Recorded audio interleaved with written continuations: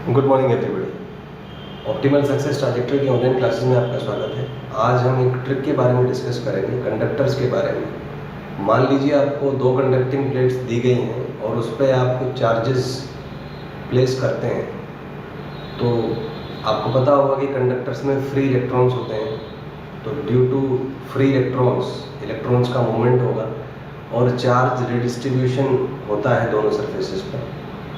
तो इसे कैलकुलेट करने में काफ़ी समय आप लगाते हैं, उसमें काफ़ी टाइम वेस्ट होता है। तो इसकी एक छोटी सी ट्रिक मैं आपको बताऊंगा जिससे आप 30 सेकंड के अंदर अपना आंसर कैलकुलेट कर पाएंगे। तो मान लीजिए ये कंडक्टिंग प्लेट 1 है, ये कंडक्टिंग प्लेट 2 है। इस पर आपने Q1 चार्ज रखा, इस पर Q2 चार्ज रखा। ये इक्विलिब्रियम के पहले है। तो जब इक्विलिब्रियम होगा after the redistribution of electrons, तो फाइनल डिस्ट्रीब्यूशन होगा इस सरफेस पे Q1 + Q2/2 आएगा। इन दोनों को जोड़ के 2 से डिवाइड कर दीजिए।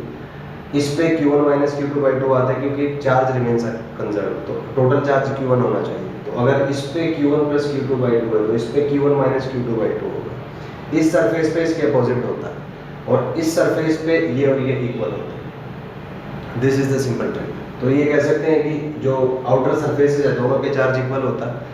इस पे चार्ज आप कैलकुलेट कर सकते हैं कि टोटल चार्ज Q1 है। तो अगर ये Q1 + Q2/2 होगा तो ये Q1 - Q2/2 होगा।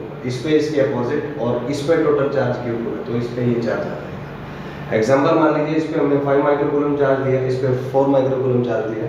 तो इक्विलिब्रियम के बाद दोनों को ऐड कीजिए, 5 + 4 9 / 2 4.5।